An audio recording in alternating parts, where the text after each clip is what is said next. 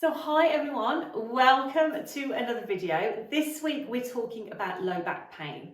And if you haven't seen the class that I released on Monday, go back and have a look at that because it's a fantastic introduction to Pilates.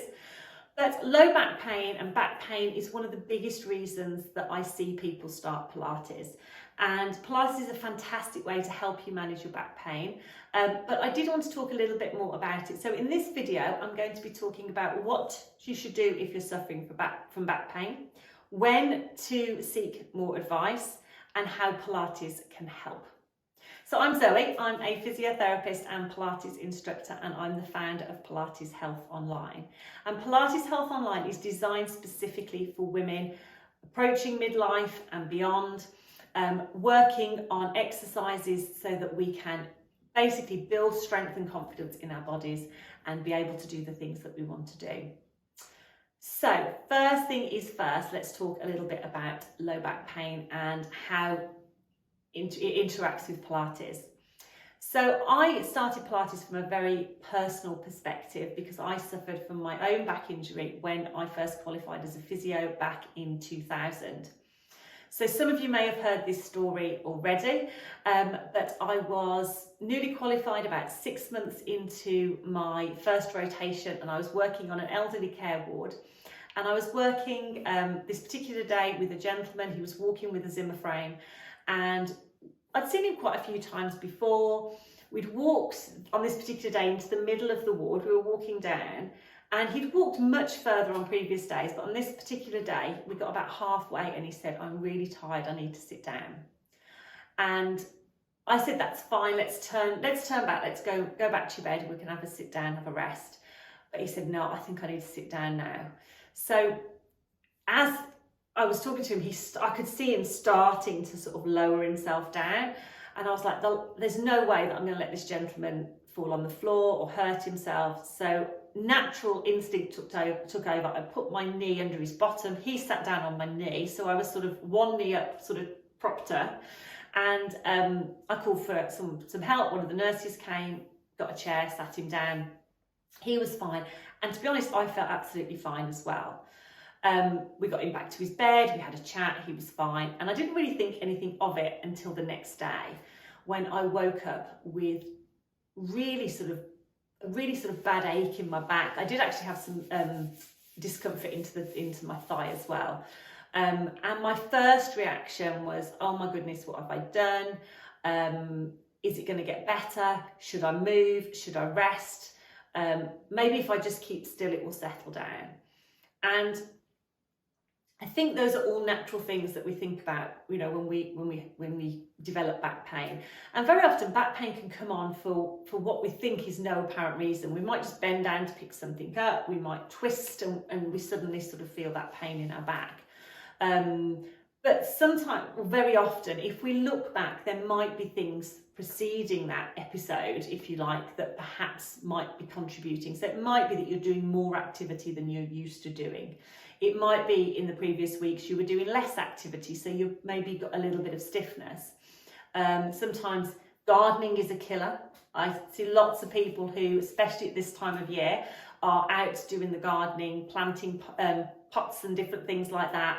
And you know, it's human nature. When you get started, you want to just get it done, but overdo it and then end up with some back pain. We all have the same sort of worries and concerns and think, right, what should I do for the best?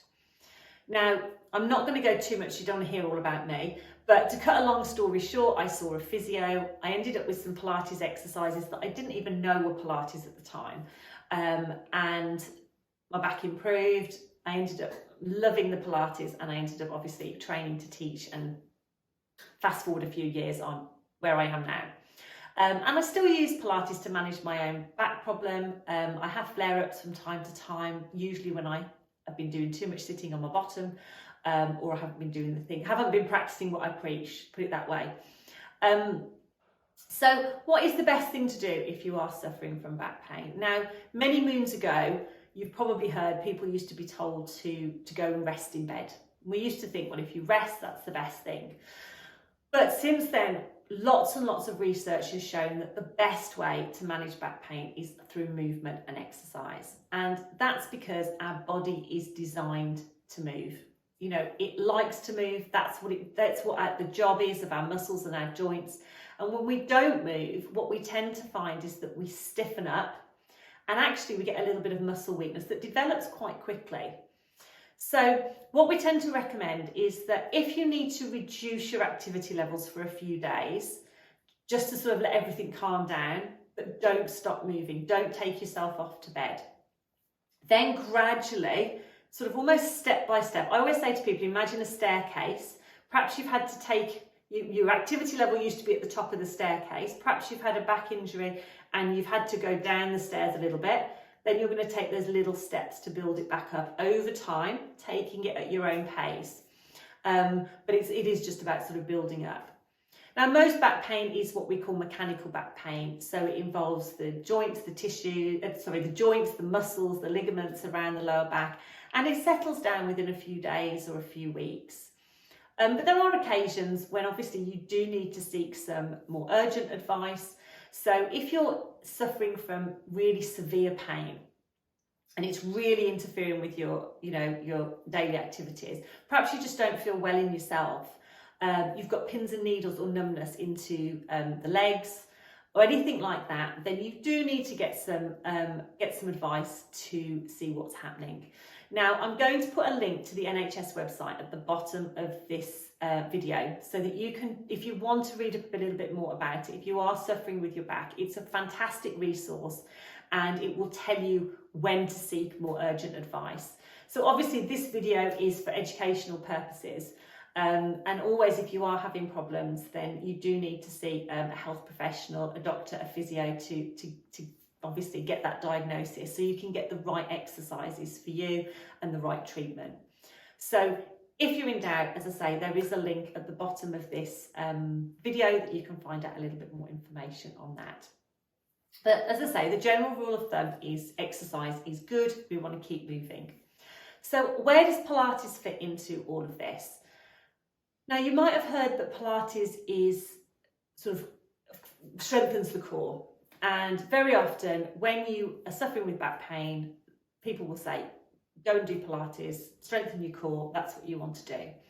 And to a degree, that is right. Yes, we do need those core muscles working. So our core muscles are our tummy muscles and some muscles in our lower back. They all work together with our pelvic floor underneath as well to support our spine. But sometimes when we're in pain, what is actually happening is those core muscles are overworking because they're trying to protect us. So they're sort of almost got a little bit of tension in them. It can make it a little bit harder to move. Sometimes our breathing might be changing a bit. We might find it harder to take deep breaths because we've got that little bit of muscle spasm. So actually doing some exercises that work on your flexibility, work on your movement through your spine, and actually work on your breathing as well can actually be really beneficial, because if we can do some nice relaxed breathing, what it actually does is it just calms the whole system down. It can help our muscles relax, it can help get rid of tension, and it's a really nice thing to do. And for me, Pilates does all that. So we can work on our flexibility. Yes, we can work on bringing our awareness to those core muscles, but also bringing that awareness to our breathing. So we're allowing our body to move and we can do those gentle movements. Because if we're holding our breath, if our core muscles are overworking, it's a bit like trying to drive with your brakes on. Not the easiest thing in the world to do. But having said that, those are all normal, natural things that happen when we're in pain. But what we know about pain is that if we can do things to keep the body moving, to calm everything down with our breathing, and as I say, moving, it actually really, really helps. So, just to recap, all the evidence suggests, all the research suggests that the best thing to do if you're suffering from back pain is to keep moving. Don't take yourself off to bed. Maybe reduce your activity levels for a couple of days, but then gradually start to build up. Obviously, if you are having very severe pain or pins and needles, anything like that, yes, you do need to sort of seek more advice. And as I say, there's a link at the bottom of this video where you can get a bit more information about that. Pilates is a fantastic way not only to work on your core strength, but also to work on your flexibility, your movement, your breathing, just relaxing the whole system down. So it's got so many different things to offer. But, you know, Pilates isn't for everyone. I am really passionate about Pilates. I love it. I love to teach it. But the most important thing is that you do a form of exercise that you enjoy, that works for you, that you're going to keep consistent with. Because at the end of the day, if you don't keep consistent, if we're not moving our body, if we're not keeping that strength and flexibility, then you're not going to be getting the benefits. So if you want to give a class a try, I have done a class this week for low back pain, and again I'll pop the link below this video so you can access it easily. Nice gentle class. The idea behind the class is to just introduce you to some of the Pilates exercises, get a bit of movement into the body, think about our breathing as well, and just a nice way to sort of get you started. So I hope you have found that helpful. If you have any questions, please do pop a comment below. As I say, I'll pop those links below that you can access as well. And if you're looking at getting started with Pilates and you think, well, actually, I'd like to give it a go, I'm not really sure what it's all about, then I am going to be running my free workshop. It's well, specifically for women looking to get back into exercise. We're going to be working on Pilates, but we're going to be thinking about, as women, what exercises we need to build into our lives and how to do that, because we all lead really busy lives. So how do we build exercise into our life? How do we keep consistent? And there's going to be lots and lots of stuff going on in the week. It's a completely free workshop, starts on the 7th of June. So keep the date in your diary. I'm going to be releasing some more information in the coming weeks. So keep an eye on that, and as I say, I will be letting you know how you can sign up if you want to come and join me for that week of Pilates. So thank you for watching. I hope you found that information helpful, and I will see you in another video very soon. So take care, and I'll see you soon.